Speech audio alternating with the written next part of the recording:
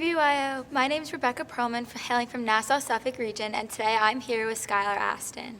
Hi, how are you? I'm very good. Thank you for having me. So nice to meet you. So I just have a couple of questions that I've prepared beforehand. Perfect. So from the start of your acting career in the first off-Broadway musical Spring Awakening in about 2006 to now, just after the release of the second season of So Help Me Todd this past Thursday, how has growing up in the spotlight shaped who you've become today?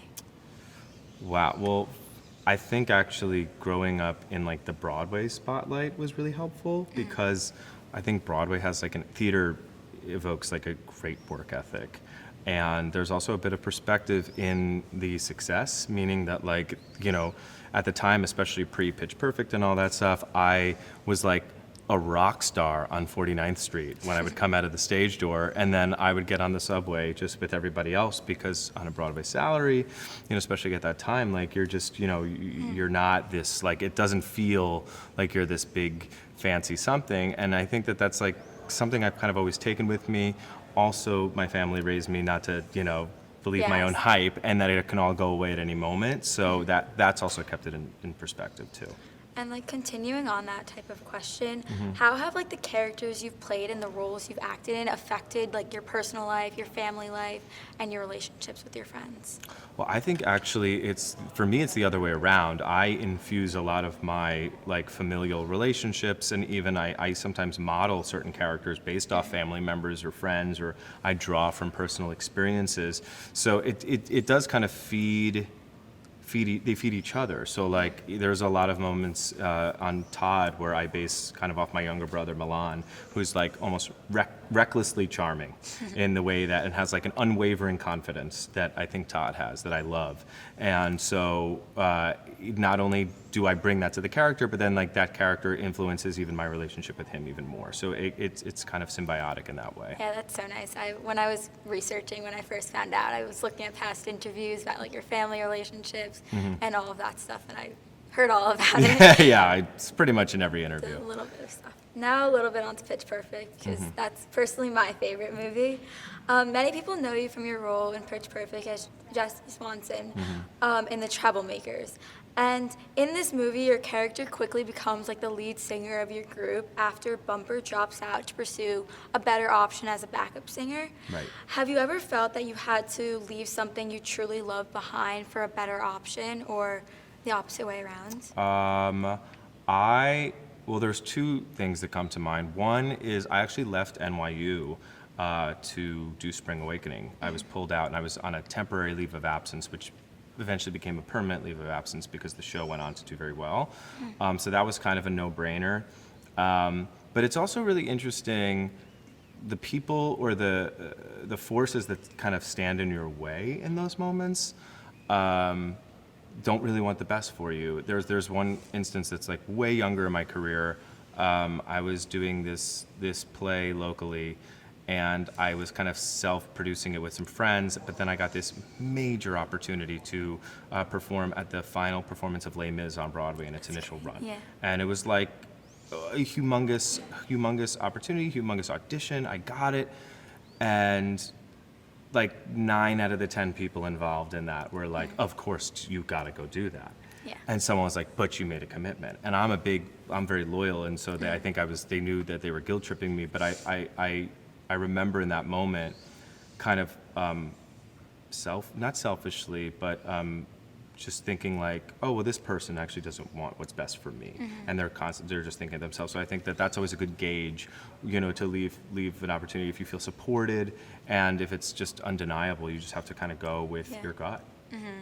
And like, you kind of gave some advice in there, but I know many teens who are watching this are going through times where they might be going through the college process, Right. or just difficulties about life. How do you believe people can navigate and decide between something they might really want and something that others, like their family or friends, might believe is best for them? That's a tough one.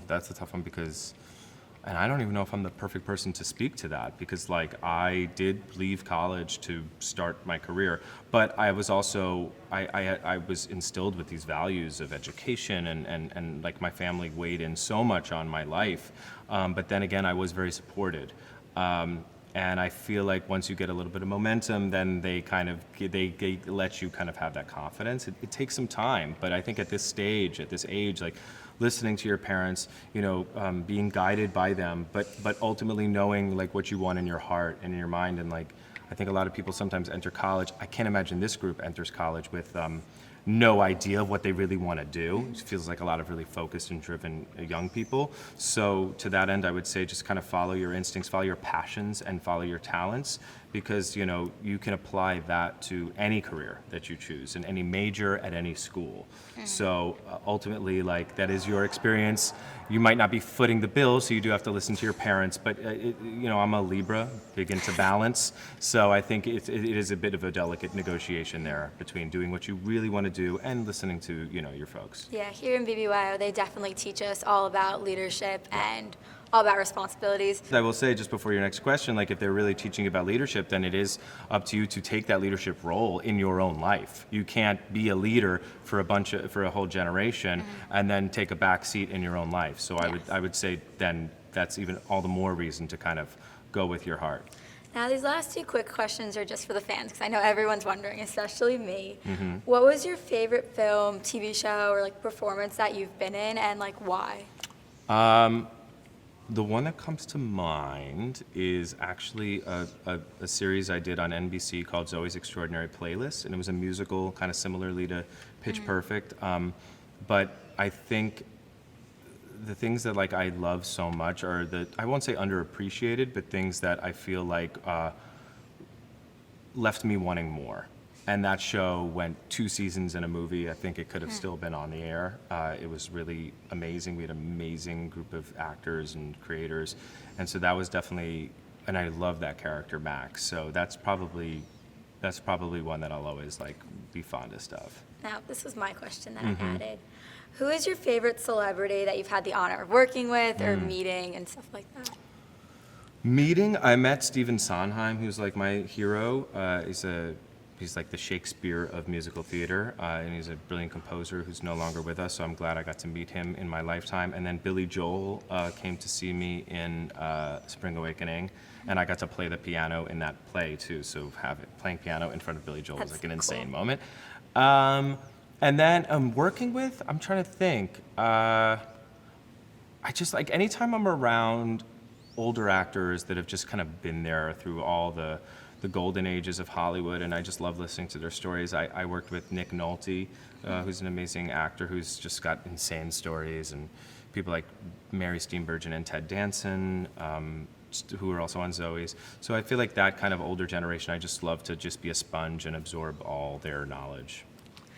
Well, thank you so much for meeting with me you. today. I loved getting to meet you. Big fan. Aw. And thank you for being here. My pleasure, my pleasure. Thank you for having me.